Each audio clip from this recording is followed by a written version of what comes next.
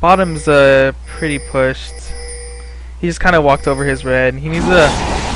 As soon as he hits 6, hopefully he'll pick up his red and go gank. And it looks like red team right now is like positioning to take dragon, which they are. I'm not sure if they have it warded or not, but this is pretty bad. It looks like they do know. Not much he could do here, really. This looks like Soraka backed so that they can't really fight this. Maybe they'll catch someone here.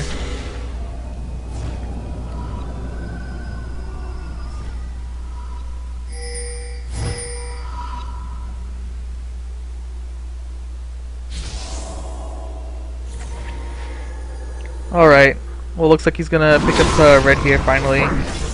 Hopefully he timed it. As a jungler, you really want to make sure you time all your buffs and time Dragon and Baron, especially whenever those big objectives are up. You want to be able to like make big plays around them.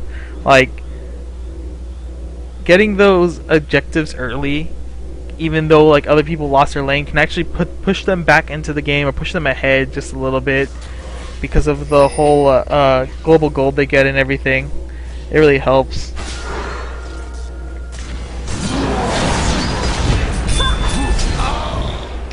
I don't know if I agree with that ghost there, but he did pick up the kill. I can't like say yes or no that was a good ghost, but personally I wouldn't have ghosted there, especially since you're using all stances to fight. Oh, finally it looks like he's getting some ganks off at level 6 or 7 at this case. Which I expect of Hecarim. Hecarim's like one of those junglers that when they hit 6 they have amazing ganks. People like Sejuani and like Warwick are like here, or even Amumu, though it's arguable that Amumu's like pre-6 has pretty decent ganks too. But yeah, like Hecarim is like one of those junglers where once they hit 6 they can go gank crazy whenever their ult's up too. And they have like a decent presence during the gank because of most of the CC they bring to the gank. Looks like bottom's getting pressured pretty hard. I'm surprised he hasn't like gone down there, either like try to sneak through lane or river or through his own jungle even to like pressure bottom so that they can like mostly CS in peace. One thing you gotta do as a jungler is you gotta have really good communication with your team, especially bottom. You gotta talk to them and be like, hey, where are the wards? That way you know like there's possible wards in certain areas and you can kind of juke them a little bit. Sometimes it's hard to when people don't tell you anything, but you gotta at least try talking to the team, find out where the wards are that you don't know. So yeah, here he's invading again. Decent like choice because he can't really do anything else about bottom. Bottom's getting totally screwed over right now. So anytime you do see a jungler, of course you have like that free opportunity to, or the enemy jungler, you have that free opportunity to invade and like steal some of their jungle.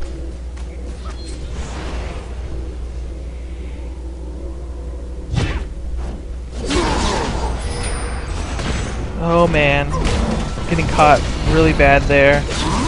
He should have seen that coming, definitely, because bottom was warded. So I don't know, man. He just got caught out of position pretty bad. It looks like Katarina's might fall because of this too. She went in trying to save him. Oh, nice try, Katarina, but not enough. So right there, it's like really risky to like be even on that side of the map, especially when you see all of bottom heading up river. And like obviously they're not doing dragon because dragon was just recently taken and they should know that. So in those situations, especially since you're down a person, you gotta play it safe unless you know you're gonna be able to like burst someone down and like just take someone out and walk away.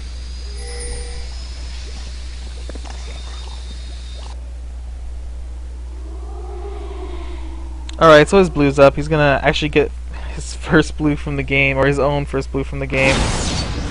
Luckily, his team, no one on his team really needs blue. Mid lane and stuff. Well, here he picked up oracles. I feel like that wasn't the greatest choice ever, and he did win with Booth's Swiftness. I don't really agree with Booth's Swiftness, though I don't often play Hecarim, so I can't say if it's like amazing item or a really crappy item on him. But personally, against this team, I probably would have taken Merc Treads over Boots of Swiftness just because of the CC they have.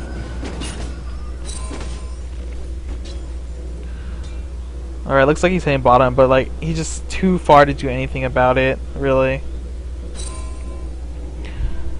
And he has to like... One thing too is that he's kind of behind, and picking up oracles can put you in a bad position because you can't be as aggressive as you want. If you die, you're actually worth a lot more gold than dying once. It does look like they're going to pick up a couple kills here, luckily, because Katarina came down too.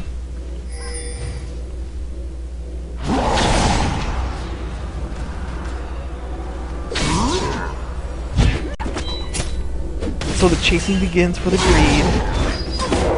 I expect them to be able to take at least one of them down. There we go. They might actually get a Udyr too. Pretty good pickup that totally brought them back into the game. But like situations like that, you gotta be really careful, especially if you buy oracles. Like I said, oracles makes you worth more money, makes you worth like a bigger target, because people, you'll be clearing their wards, and it's really annoying for the enemy team to deal with the loss of map vision.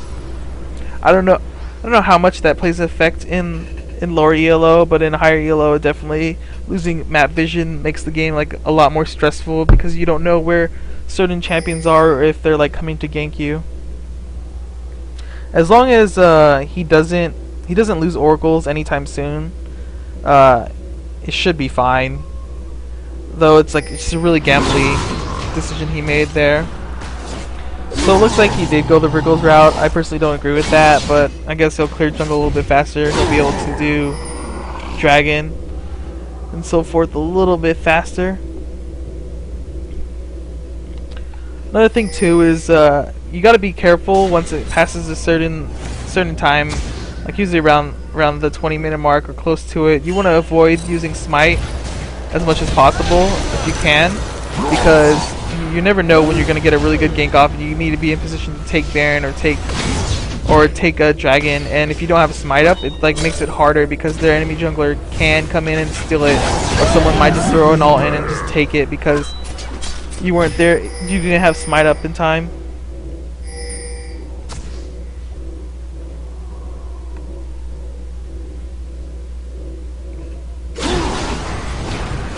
Alright, decent call on dragon. I'm not sure if he called it or not, but usually junglers should be able to call dragon whenever they get a good gank off. They know like they're not risking as much, they should be able to take it. But like I said here, he doesn't have smite up yet, so there's always that possibility that like someone's crazy enough to like flash in and burst it and take it from them, or like Udyr just walks up and smites it.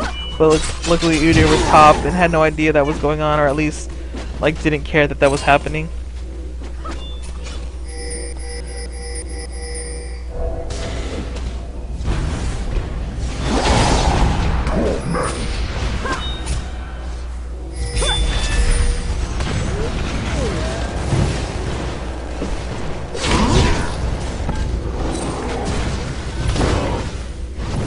Alright, so he still has ult up, so if they do anything a little crazy here, you can just ult into them, push into the tower, though it's like really risky because losing oracles just sucks. It's like the worst feeling in the world whenever that happens. Right now there's just so many people mid and like they're really low.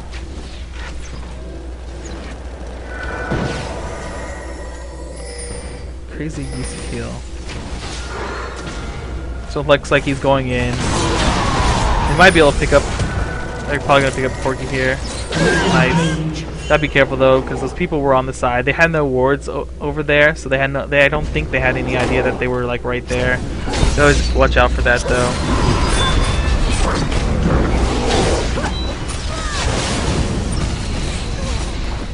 Killing spree. Looks like he got out scot-free.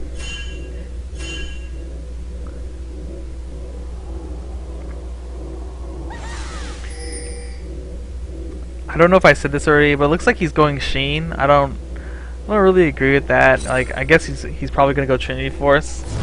I feel like the tanky cooldown reduction build a little bit better than that, unless he's like looking to be that guy who just like charges in and actually deals damage. It's like not a bad item on him. I just feel it's like not the strongest choice. Especially if you're not like getting really fed. Though he is 4-1-3. I don't know, his build choice just seems really odd to me.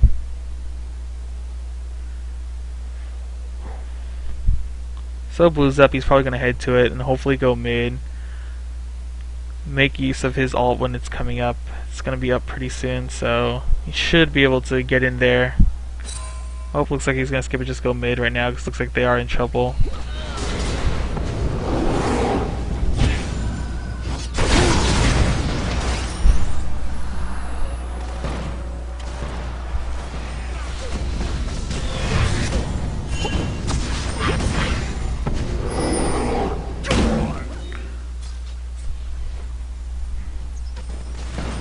Like right now there's like hardly anything he can do with his team.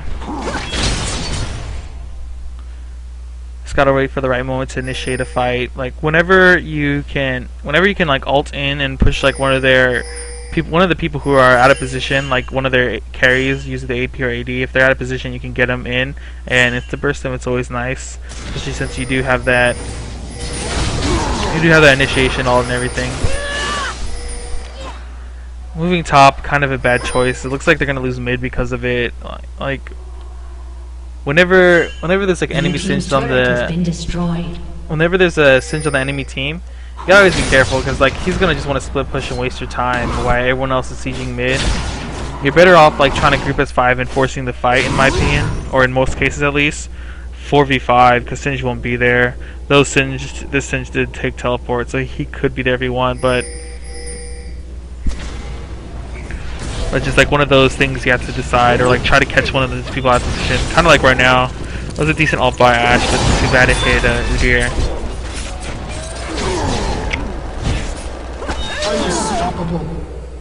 That's pretty good. He went for the AD carry, which is something you want to, as Hecarim at least, I think you want to do, because you can like ignore other people that because of your ult and like your ability to like move in really quick. I mean, you can like kind of get through their front line and just push away their AD carry or AP carry and bully them, which is really good. It looks like Udyr mad that his team is real noobs.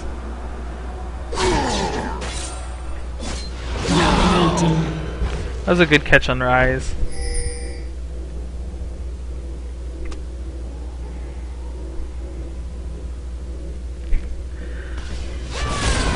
Oh, Singe caught a position way too far up.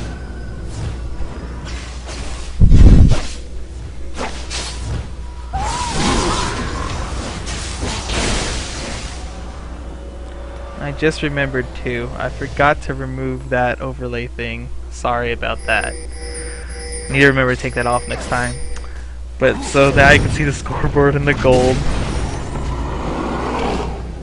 Oh, direct to camera, how you troll me.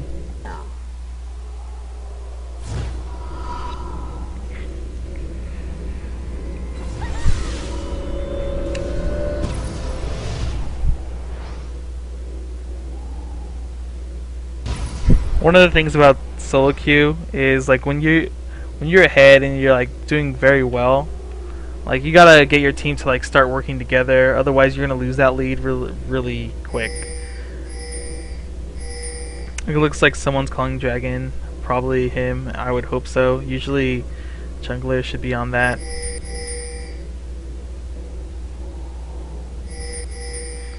He has to be really careful. They have it warded, but a lot of them are like roaming around Baron.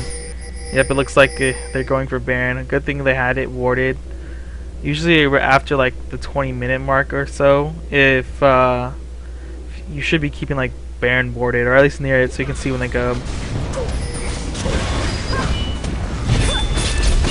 feel like this was like a mega desperate Baron attempt by Red Team because they feel they're like really far behind and they can't come back. In reality, they weren't that far behind. They do pick up Baron. I didn't see if he smited, kind of derped out there, but if anything, it seems like he smited early from what looks like his timer.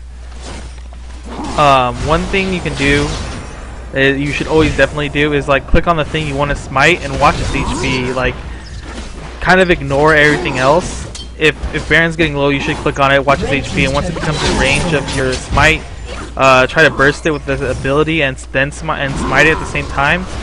That way, you have a better chance of like stealing it from the enemy team.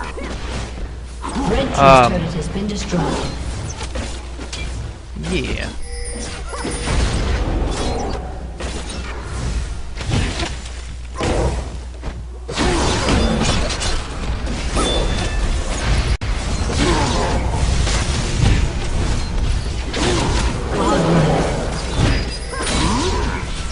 Alright, well he's doing a decent job in team fights, like pulling people away from the actual team fight. See, that's like one of the problems with going like Trinity like that, is you're not tanky enough to like be the bully you should be in team fights. You do deal like a little bit extra damage to one target, but I always feel like the tank option's way better than the damage options. I always feel like if you do go Trinity, it's like a 4th item down the line.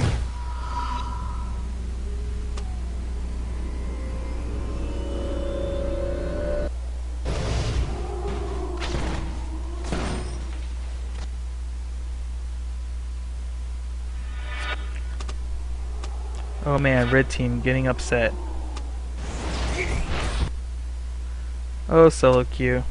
That's one thing, you know, when the enemy team's like all chatting about rage. Personally, sometimes I egg it on just because that obviously the team's on tilt, and if anything you can do to gain it like a mental advantage is always fun. But yeah, whenever your team starts raging, especially in all chat, you know they're on tilt, and generally at that point it's really hard to like come back as a team, even though they're not that far behind. They're like 4K behind, which is like not a lot. They're pretty even still, but mentally they've all like broke. So now they're in a position where like they could come back. They're not that far behind, but it's like a million times harder because everyone on your team's on tilt arguing with each other about who sucks more. Like in solo queue, you just kind of avoid that. Something one of my teammates does is whenever someone's like doing decent and like he like wants like to make sure we win, he'll like stroke their ego sometimes, which I think is pretty funny, but it does work. He'll be like, "Oh, you're so good, please carry me," and stuff like that. Not like sarcastically, of course, but in those situations.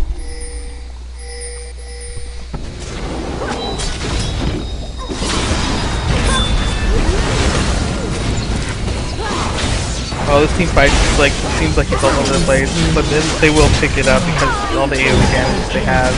Katarina's kind of bad. Like I said, Katarina's like one of those heroes. Like if you play it correctly, and you can just snowball like crazy. Ooh, pentakill! Pentakill! Pentakill!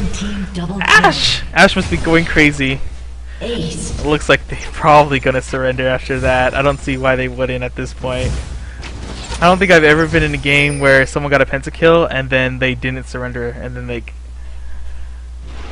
Well, I guess I've seen a video where someone got 2 pentakills in the same game, but yeah.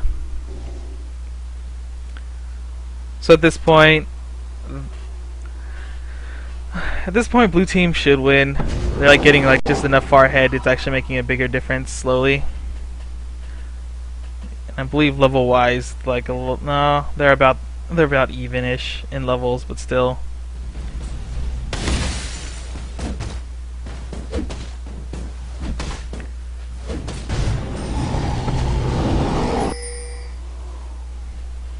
One thing I did notice that they haven't been doing as a team well is like whenever you make a really good push, like down mid or something, or like you clear most of their members and they're low and they have to back, and after you get a tower or so, you definitely want to like go in their forest and clear any objectives you can.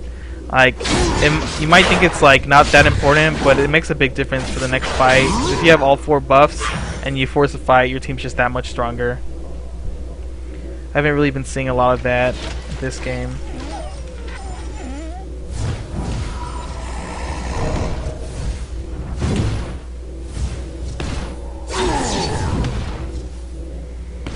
It does look like he's trying to go Frozen Heart now, which is pretty good.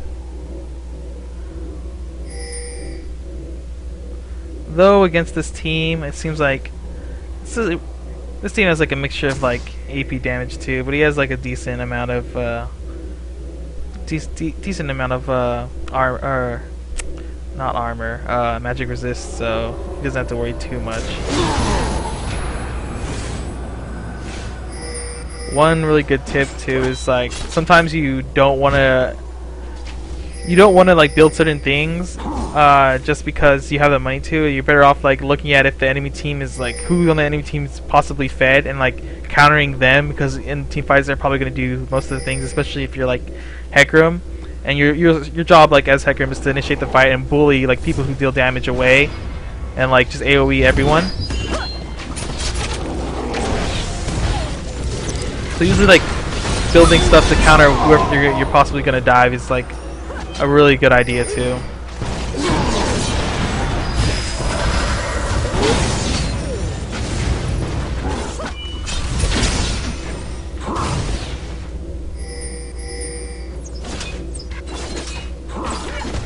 Alright, so that's a team that actually goofed them and hit mid.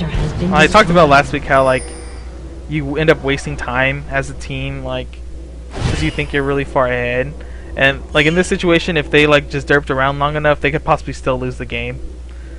But they probably won't. Hopefully, that happened the last show, and it was quite annoying and frustrating to actually like keep talking about the game, even though like they were just wasting their time instead of ending it.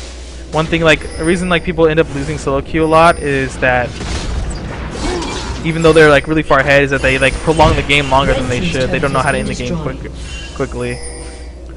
So it looks like they're gonna move to Baron. It's like up to them. Like if they could have stayed bottom and like pushed the fight, but Baron was probably like the better, safer call. Like here, like they're rushing to it, and they probably know that red team is coming. So if anything, they should just wait for the fight and like force the fight here and come out ahead. And at the end of that, they should be able to win. Probably red team will surrender. But in solo queue, it's more often better to just go the safe route instead of like pushing mid. I think a lot of teams have problems where they have like mid syndrome, where it's like they'll keep pushing mid even though there's like 3 towers on the side. Right there, he chased off Rise, which is what he's supposed to be doing anyway. But the problem was, I feel like he kind of pushed it too far. He should have went back once Rise just ran really far away and turned back to his team and helped them, just to avoid having other people die on his team and probably protect more of his carries. Right here, they actually made a really good call. Most people like don't think about this, but when you're ever put in a situation where you can end the game, there's no reason to go Baron. You can just end the game now. When you get higher yellow, it becomes more apparent where people make really good calls about this, and like one bad fight will happen, and they will just push mid and end the game instead of like going for Baron because they know they have the time to end it.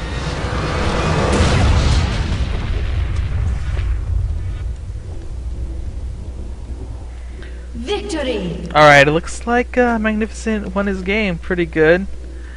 Just to sum up everything that happened, in my opinion, his item choices kind of wacky, in my opinion. And I feel like he's not keeping track of his buffs at all, because I saw them like sitting up most of the time. He does make some good calls on when to invade the enemy jungle to steal stuff. Though I wish he would have stole maybe a little bit more, or like got timers on the enemy buff. One good thing to do is like you can ward enemy jungle, watch to see where they are, and if you see him top, you can go bottom, and if you see him bottom, you can go top, and so forth. So he did a decent like invading job. And early game, he had some wacky uses of summoners. In my opinion, I think he was blowing Ghost for no real reason at all sometimes, and I feel like he should have been holding on to those. Especially early game. If someone just sees you blow a summoner spell, higher yellow you get, people make note of that and tell the team like, hey, bottom lane has no summoner, or like jungler has no ghost, so then they could possibly make plays off of it knowing something's down. Another thing to point out too, his use of smite. I think early game he definitely needs to avoid using smite like in such awkward moments where like it wasn't going to kill the minion.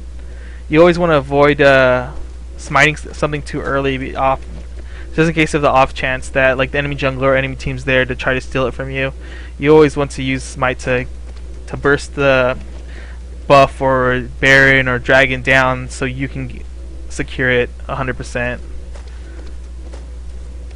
And then also a little bit early game, I feel like he didn't have any like real like ganking presence. Though after he hit 6, he got a little bit better about that. I don't know if he was just waiting for 6, but I feel like Hecarim's one of those champions where you can gank pre-6 and it'll work out. But like, of course, it's not the greatest gank ever.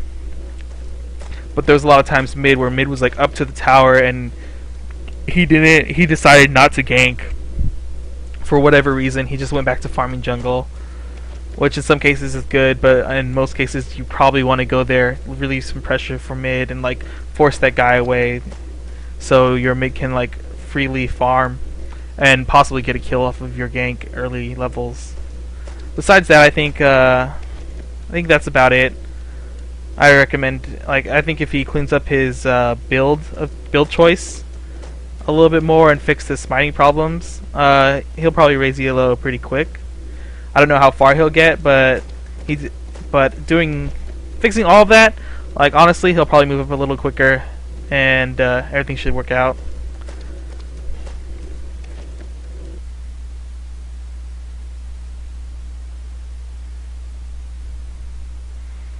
Alright, so that's the end of episode 2, I guess, of Escaping Yellow Hell.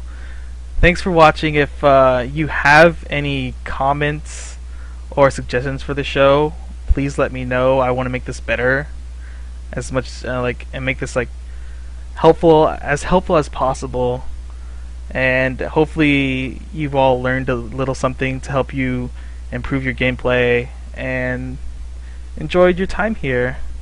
Otherwise, like, you can contact me on Twitter if you want to let me know, like, hey, how about this? How about changing something like this, or like suggesting anything? You can also get a hold of me through Facebook, also, which you can find. I linked everything in the thread.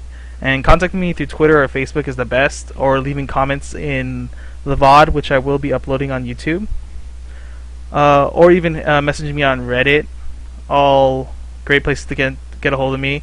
And if you're interested in being a part of this, as being the person to be spectated, I usually pick people from Twitter or Facebook, just whoever contacts me first. That's how I'm going to do it from now on. Instead of getting spammed all these summoner names and stuff, I'm just going to post whenever I need someone, usually the day of or like the day before, and be like, hey, I need someone for the next episode who's willing, and whoever gets back to me first, I'll probably just pick them. Otherwise, we'll see anything else happens. But yeah, thanks for watching. I hope you enjoyed everything, and hope to be able to do episode 3 tomorrow. Watch out for the VOD for episode 2. I'll be uploading it tonight before I go to bed. And thank you for watching again. I also stream a lot of ranked games and stuff, and games with my team, so feel free to follow my stream. I usually stream a lot of ranked and scrims. But yeah, best way to know when I'm up streaming, follow my stream. But that's it. Long rant about things. Alright, later guys. Thanks for watching.